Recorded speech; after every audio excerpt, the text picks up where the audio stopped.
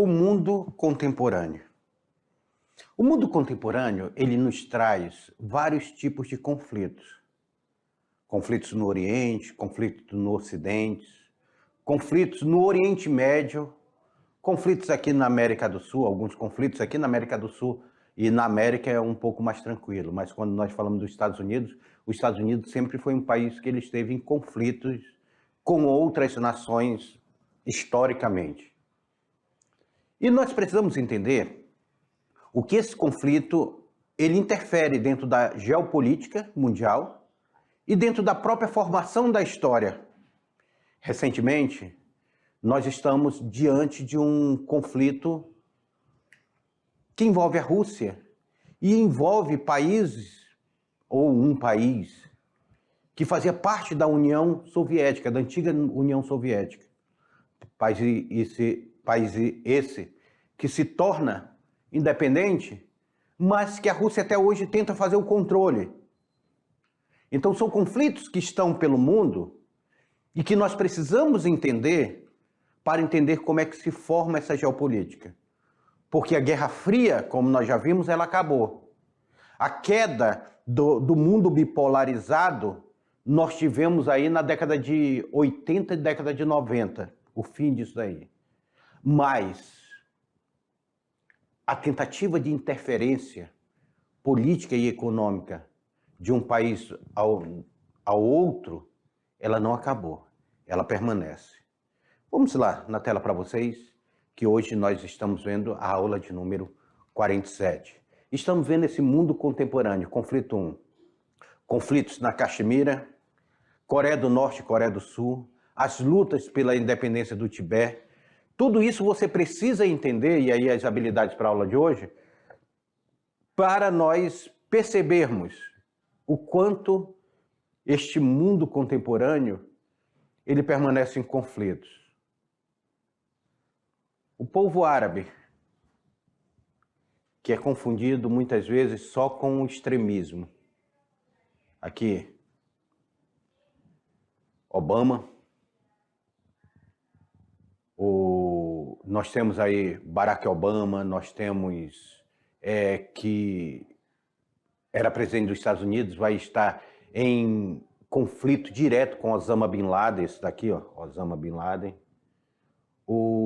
Aqui o povo tirando a imagem dos ditadores pelo mundo, onde vão conquistar os Estados Unidos aí, a invasão dos Estados Unidos no Iraque.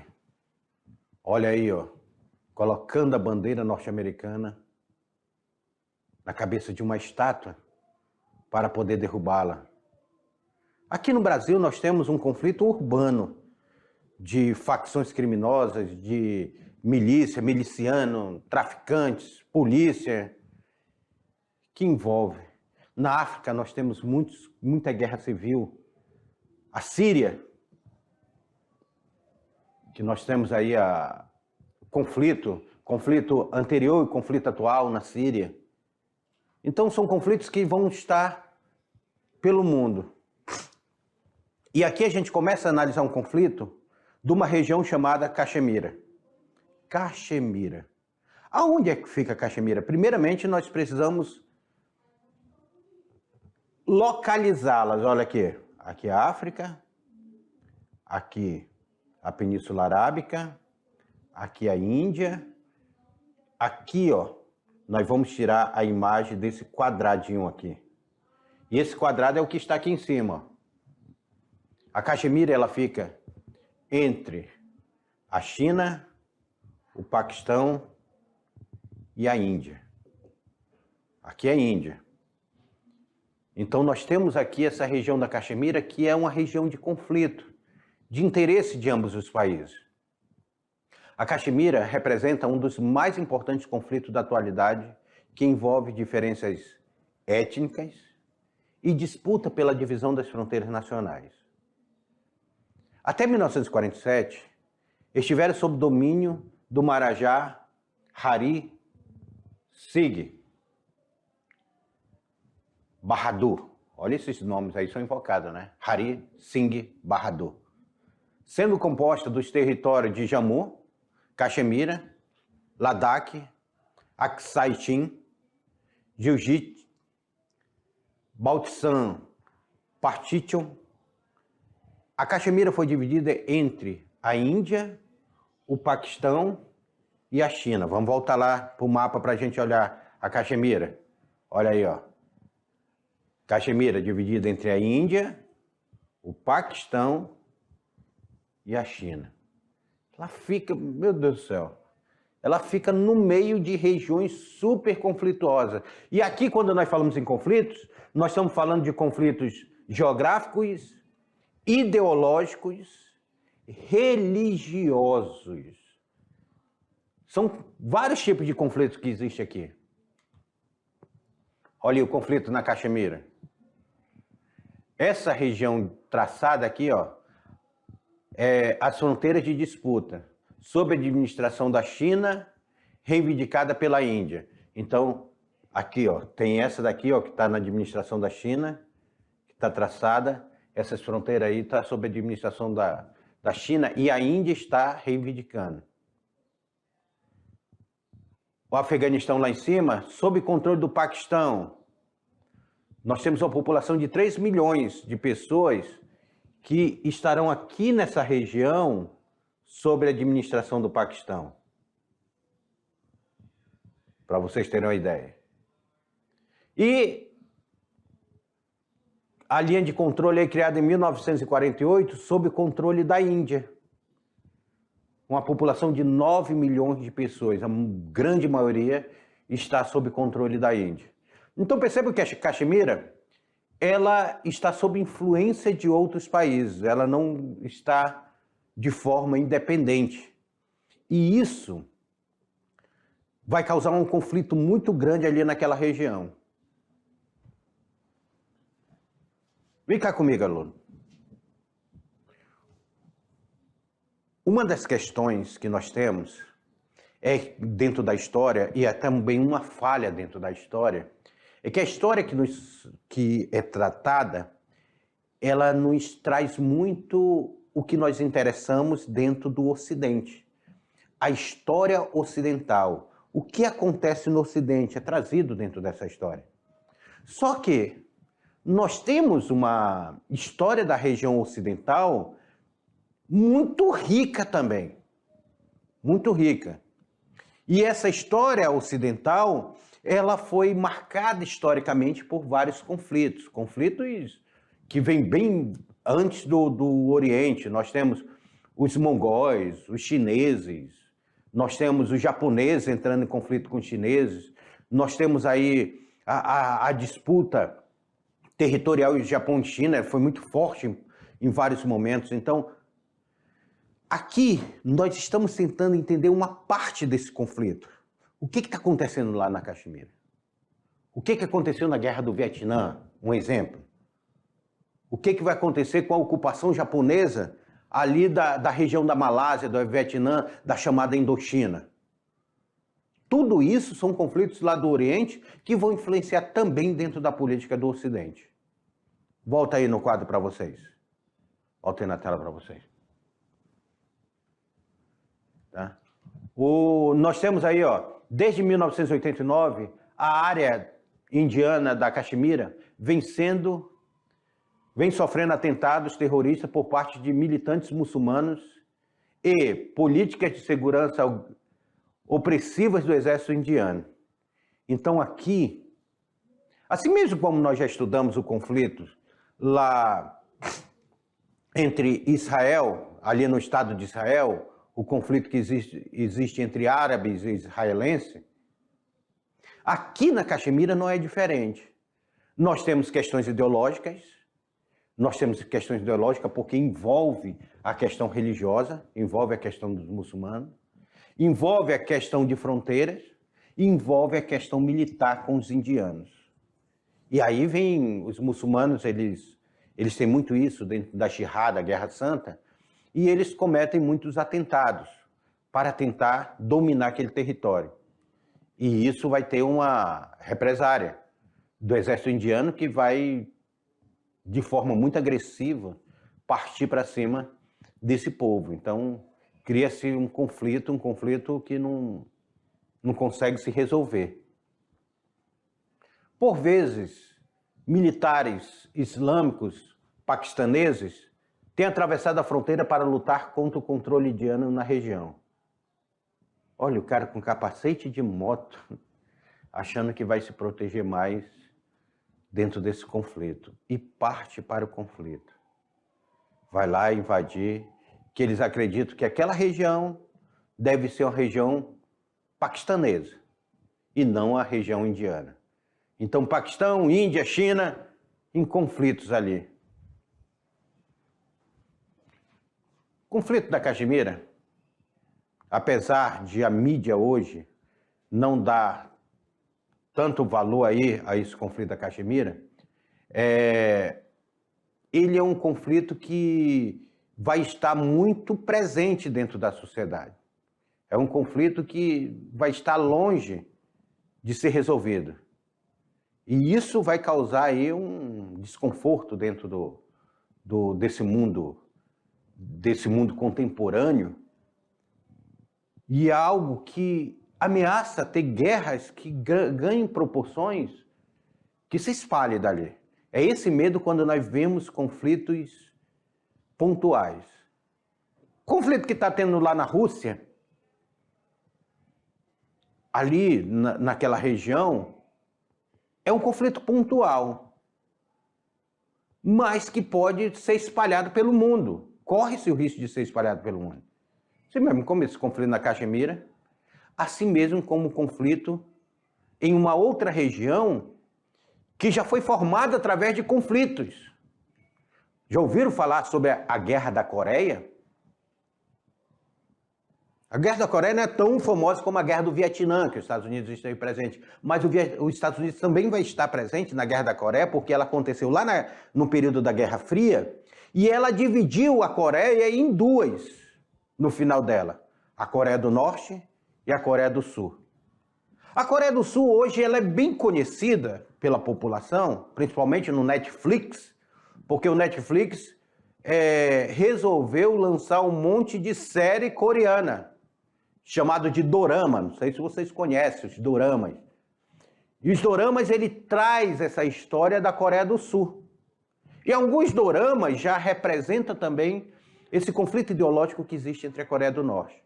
A Coreia do Norte é altamente fechada, não deixa a sua população nem falar o idioma, o dialeto, vamos dizer assim, porque o idioma vai ser o mesmo, que se fala na Coreia do Sul. Isso é passivo de punição. A cultura, o que tem lá, a tecnologia que tem na Coreia do Sul não chega na Coreia do Norte. Então a Coreia do Norte ela tem um controle muito grande, controle da internet, controle das redes sociais, controle de com quem você fala, para quem você telefona. Há um controle muito grande. Vamos entender melhor esse conflito na Coreia. Na tela para vocês. Olha aí, ó. Coreia do Norte e Coreia do Sul. De um lado, nós temos o líder sul-coreano Moon Jae-in. Esse aqui, ó, líder sul-coreano, Moon Jae-in. E de outro lado, nós temos o líder da Coreia do Norte, Kim Jong-un. Kim Jong-un que herdou de seu pai o poder na Coreia do Norte. Kim Jong-un, um grande ditador, ele gosta de ver a imagem dele sendo exaltada, como se fosse uma adoração, bem característica dos ditadores, bem característica de que foi a ditadura de Hitler, o poder totalitário, que foi Hitler, que foi Mussolini, que foi Stalin, o próprio Getúlio Vargas aqui no Brasil tinha essa ditadura, e outros líderes hoje que querem fazer sua imagem como grande líder, como um grande amado, se tornando aí quase uma figura mítica dentro da sociedade. E o Kim Jong-un tem isso daí dentro da Coreia do Norte, essa questão totalitária, porque para ele é muito fácil governar dentro de uma ditadura. O sonho dos governantes, desses governantes totalitários, é fazer ditaduras pelo mundo. É o sonho dele. Aqui no Brasil nós não temos essa ameaça de ditadura? Pois é, o sonho de fazer ditadura, porque na ditadura você pode fazer o que quiser e ninguém vai te questionar. Em 27 de julho de 1953, através da assinatura do armistício de Panmunjom, a paz foi estabelecida, haja vista que o acordo manteve as fronteiras criadas em 1948, aquela fronteira que foi criada. Então, em 53 nós temos o armistício de Panmunjom. Esse armistício aqui, ó, grave aí esse armistício aí, não é fácil não, mas grave aí, que define a paz. Agora nós temos a Coreia sendo dividida em dois. Nós temos uma Coreia do Norte altamente militarizada, dentro de uma característica militarizada, e a Coreia do Sul já com a característica, apesar da guerra, mais civil, levado à democracia civil. No entanto, o conflito continua sem soluções definitivas e ainda provoca tensões entre os dois países, principalmente após o desenvolvimento de armas nucleares da Coreia do Norte. Tá? Então, aqui nós estamos diante de um desfile militar. Aqui nós temos um desfile militar. A Coreia do Norte, ela gosta muito de expor suas armas, até porque acredita-se que a Coreia do Norte já tenha desenvolvido armas nucleares. De vez em quando eles fazem um teste de foguetes para saber o alcance deles. Detalhe para vocês, alunos. A paz que foi estabelecida lá, até hoje ainda não foi chancelada completamente. Até hoje, há uma tensão muito grande da Coreia do Sul ter medo de uma hora para outra a Coreia do Norte dar louca no Kim Jong-un e ele invadir a Coreia do Sul. Até hoje tem esse medo. E há uma ameaça. O Kim Jong-un diz, olha, não entra aqui porque eu tenho arma nuclear e tudo, qualquer coisa eu vou explodir a Coreia do Sul. Então, a população mundial, os líderes mundiais deixam um pouco a Coreia do Norte isolada, mas vivendo dentro do seu contexto. Aí tem a questão de embargos econômicos, embargos que deixam a Coreia do Norte desabastecida, tem toda uma questão que eles vão para cima. Hoje quem ainda tem um apoio muito grande à Coreia do Norte é a China que ainda é socialista. Mas a China não tem esse sistema fechado como é a Coreia do Norte. A China, nós sabemos hoje que é um sistema mais aberto, faz mercado internacional, mas aqui nós temos um sistema muito fechado. É uma característica muito fechada, uma característica ditatorial muito fechada dentro da Coreia do Norte. E isso causa um rebuliço, uma insegurança, uma incerteza muito forte para com a população dali. É meio complicado, né? Voltando aí na tela para vocês. Olha aí. Os dois países apresentam grandes diferenças socioeconômicas. Há uma diferença grande socioeconômica. Uma vez que a política econômica adotada refletem no desenvolvimento de cada um. Professor, como é que é isso? Essa diferença socioeconômica? Tendo aqui, a Coreia do Sul entrou dentro do sistema capitalista. E no sistema capitalista, ela conseguiu o apoio da China, que faz comércio com ela, que a China quer fazer comércio com quem abrir o mercado, a China quer fazer comércio. Teve muito apoio financeiro dos Estados Unidos para desenvolver sua tecnologia, e hoje eles têm uma tecnologia muito forte. Se vocês assistirem aqueles doramas que eu falei para vocês, nos doramas aparece muito essa questão de como a tecnologia, todo o tempo eles estão mostrando a tecnologia que existe lá no país. E é uma tecnologia totalmente diferente da Coreia do Norte. A Coreia do Norte, por ela ter se fechado, e o sistema econômico dele ser totalmente diferente, eles não conseguiram fazer um desenvolvimento dentro da tecnologia, dentro do avanço social, tecnológico. E isso deixa a Coreia do Norte um pouco tanto quanto atrasada dentro desse sistema que nós conhecemos como sistema capitalista, certo? Olha aí na tela, voltando aí na tela para vocês. Então, essa foto, ela é muito emblemática. Se você olhar essa foto aqui, ó, nós estamos vendo um prédio onde ele é dividido em dois. Olha aqui, ó. Isso aqui é uma calçada que define a fronteira. E aqui nós estamos vendo os dois líderes políticos da Coreia do Norte e da Coreia do Sul apertando a mão. Só que cada um em seu próprio país. Cada um sem cruzar o seu país aí, ó. Eles estão lá apertando a mão. Atualmente a Coreia do Norte necessita de auxílio humanitário de outros países. O setor industrial está em declínio. Aquilo que eu falei para vocês, a Coreia do Norte não consegue, a indústria da Coreia do Norte não consegue despontar. E a agricultura é a principal atividade econômica desenvolvida no país. Se a agricultura lá, se ele não fortalecer a agricultura, o povo passa fome. Já a Coreia do Sul, por sua vez, apresenta grande desenvolvimento econômico, fruto da política democrática estabelecida no fim da década de 1980. Investindo massivamente no sistema educacional, mais uma vez, gente, o Japão conseguiu desenvolver a sua tecnologia investindo no sistema educacional. A China conseguiu investir sua tecnologia investindo no sistema educacional. A Coreia do Sul conseguiu investir toda a sua tecnologia, desenvolver toda a sua tecnologia investindo no sistema educacional.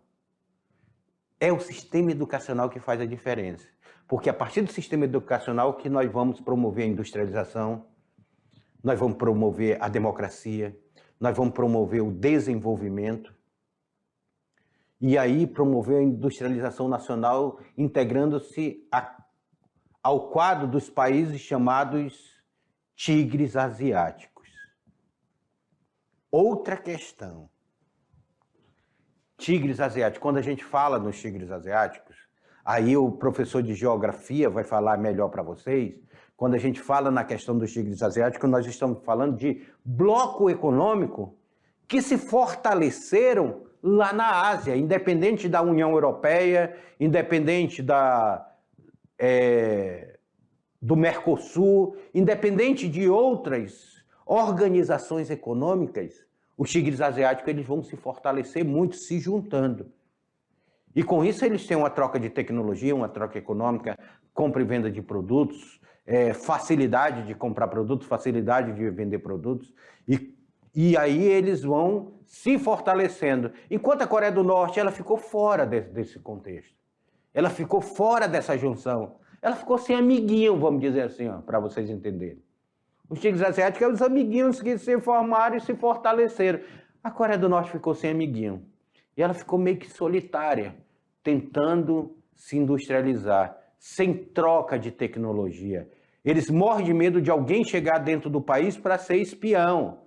Se chega algum repórter lá, se eu estava vendo uma reportagem, uma repórter que foi para lá, ela falando que do momento que ela chegou lá, ela não pode levar livros da Coreia do Norte ou da Coreia do Sul, ela não pode levar Bíblia, não pode levar o Alcorão, não pode levar nenhum livro religioso. Eles têm todo um controle. Ela disse que ela saía do hotel, o pessoal chegava para consertar a televisão dela todo dia. Mas era porque ela estava sendo espionada. Espionada a todo tempo para saber o que ela estava fazendo dentro do país. Então, essa é a grande diferença entre a Coreia do Norte e a Coreia do Sul. São dois países independentes, mas que causam um conflito, que nós estamos falando sobre conflito, que causa um conflito que espanta o mundo, nos assusta, porque esse conflito ele pode de uma hora para outra se tornar um conflito global. Bom, a bomba atômica sendo explodida vai interessar todo mundo vai se movimentar. A China também possui seus conflitos. Principalmente tem um conflito religioso muito forte na China, que vai ser o Tibete. Vamos entender o Tibete? Na tela para vocês. O que é o Tibete? Vamos lá, coloque na tela aí. Olha aí o Dalai Lama na tela para vocês. Tá? Dalai Lama. Está proibido de entrar em território chinês o Dalai Lama. Vive hoje na Índia. E o Tibete fica na China. O Tibete é o país sob domínio da China até hoje. E esse budista é proibido de entrar. Dalai Lama, ele tem essa figura. Então, Dalai Lama, quando a gente olha aqui, o que vai ser essa questão que está acontecendo lá no Tibete? Nós temos aqui a grande parte do que ainda tem de religião dentro da China é a religião budista. E a questão, depois vocês poderão fazer uma leitura à parte do que são os Dalai Lamas, o que eles representam dentro dessa cultura chinesa, historicamente. Quando tiver uma revolução socialista, a religião ela foi tirada da China, foi tentada eliminar toda a religião. E essa figura ela é uma figura emblemática porque é uma figura de resistência, de luta, ainda contra a China. Porque ele tenta implantar o Tibete como um país independente, é uma luta para que o Tibete se torne um país independente da China e que seja reconhecido internacionalmente como uma nação forte e independente. Então, eles participam ainda dessa luta. E nós temos essa figura aqui, chamada Dalai Lama. Vamos entender na tela para vocês, entender melhor esse momento da história do Tibete. Um grupo político de grande importância e que tem que ser citado e tratado em história do Tibete é os denominados, tá? Porque não é só um não. Que acredita-se que o Dalai Lama ele há uma reencarnação budista aí nos Dalai Lamas, que esteve no governo do Tibete por um bom tempo. Uma árvore em flor fica despida no outono. A beleza transforma-se em feiura, a juventude em velhice e o erro em virtude. Nada fica sempre igual e nada existe realmente. Portanto, as aparências e o vazio existem simultaneamente. Frase de Dalai Lama. Em 1913, esse mesmo grupo liderado pelo 13º Dalai Lama, percebam vocês que todos eles vão ganhar esse nome de Dalai Lama, expulsou todos os representantes e tropas chinesas do território, formando atualmente uma região autônoma do Tibete. Isso aí nós temos em 1913, início do século XX. Então percebam vocês que essa figura aí do Dalai Lama, coloca a figura do Dalai Lama aqui. Essa figura deles e essa questão aqui que está acontecendo aqui no Tibete, essa figura do Dalai Lama, quando nós falamos sobre Dalai Lama, a gente imagina que seja só uma pessoa, mas não. Como eles trabalham a questão da reencarnação, e eles procuram o Dalai Lama no mundo, onde vai se reencarnar o próximo Dalai Lama.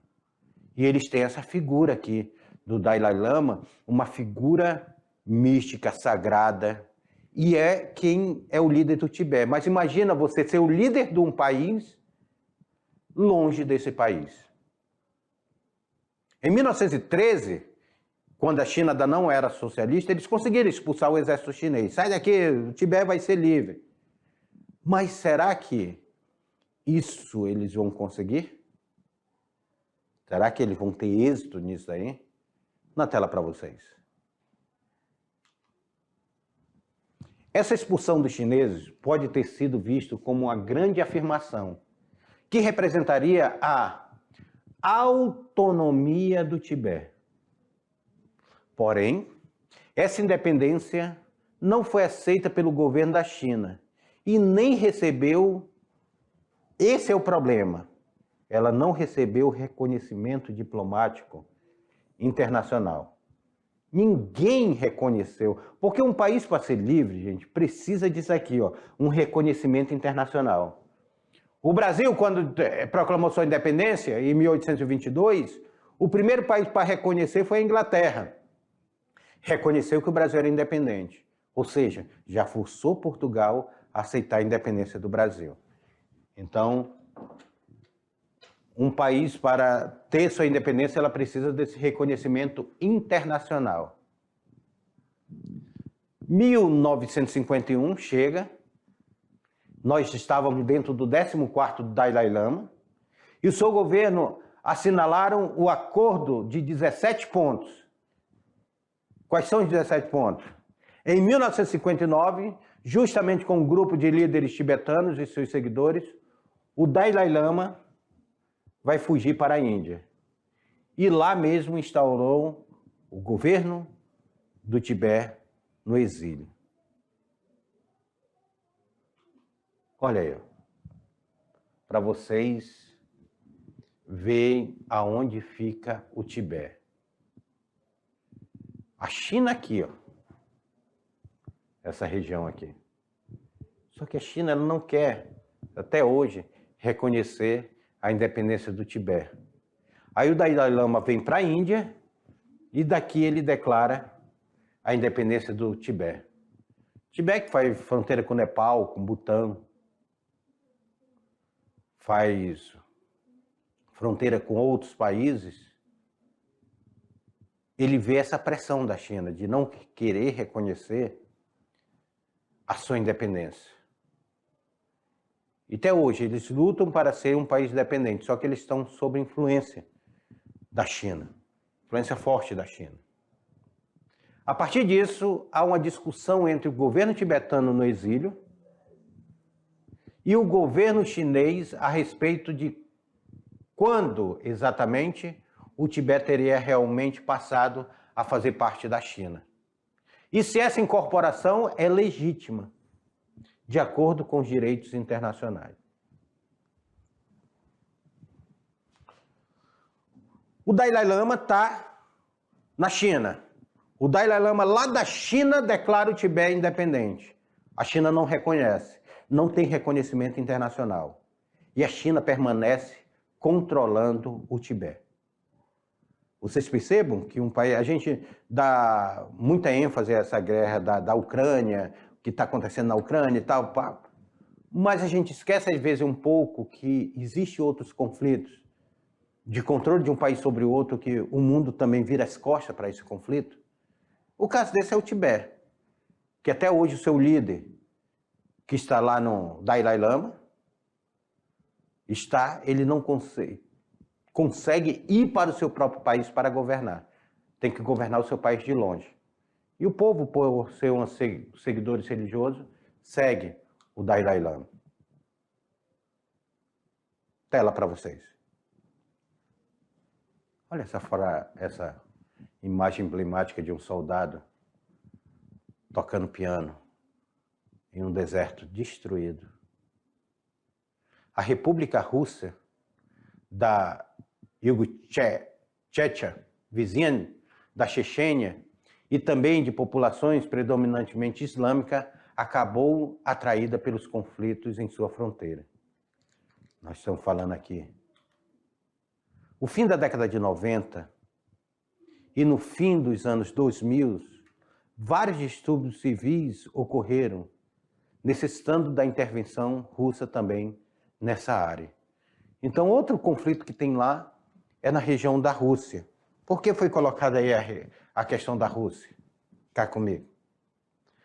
A Rússia, ela passou a partir da Revolução Socialista Russa, ela foi se constituindo, assunto que nós já vimos em aula passada, e vocês viram que a Rússia, ela formou lá o que nós vamos conhecer como República Socialista Soviética.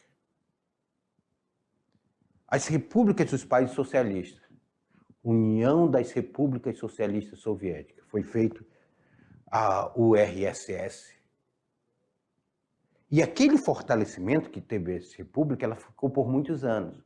Quando tem a queda do Muro de Berlim, que nós temos a perestroika, a glasnost, que nós já estudamos em aulas passadas, nós vimos que houve uma reabertura da Rússia. A Rússia reabrindo suas fronteiras, o que acontece? A Rússia reabre suas fronteiras e nós temos, então, novamente esses países que faziam parte da União Soviética se tornando independentes. Só que a Rússia, ela morre de medo desses países serem totalmente influenciados pelos países ocidentais, principalmente os Estados Unidos, porque os Estados Unidos, devido a ser países com riquíssimos minérios, riquíssimos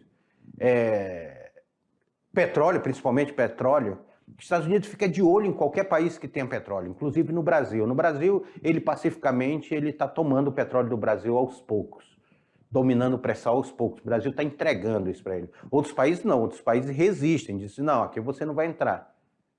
E os Estados Unidos é de olho, né, nesses recursos minerais dos outros países, porque o capitalismo precisa de recursos minerais. E, recentemente, os Estados Unidos ela tentou convencer um desses países, que fazia parte da União Soviética, a ir para a OTAN, a Organização do Tratado do Atlântico Norte.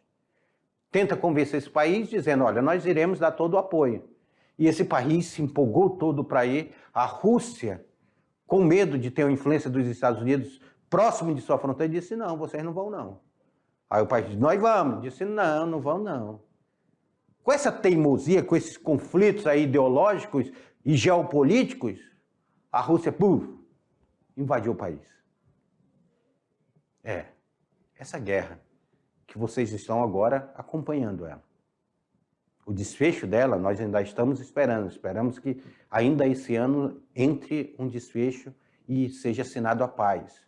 Acabe o conflito, porque cada dia que passa são vidas que são ceifadas. E vidas de soldados e vidas inocentes, que não tem nada a ver com conflito. Mas todo conflito é o seguinte, são feitos por líderes que se odeiam, mas que não brigam entre si. E são mandados para o campo de batalha pessoas que nem se conhecem nem se odeiam, mas que se matam entre si. Por isso que nunca uma guerra ela é válida. Nunca na história. O que nós temos que fazer são países fortes, consolidados dentro do processo democrático e dentro da paz. O Brasil está vivendo aí um período de muita tranquilidade, muita paz. Esperamos que isso permaneça. Esperamos que o Brasil não crie guerra com a Venezuela, guerra com a Bolívia por fronteiras, que volte uma guerra do Paraguai, como foi a que nós já assistimos no Brasil. Porque as guerras elas só destroem os países, destroem suas economias, destroem seu território.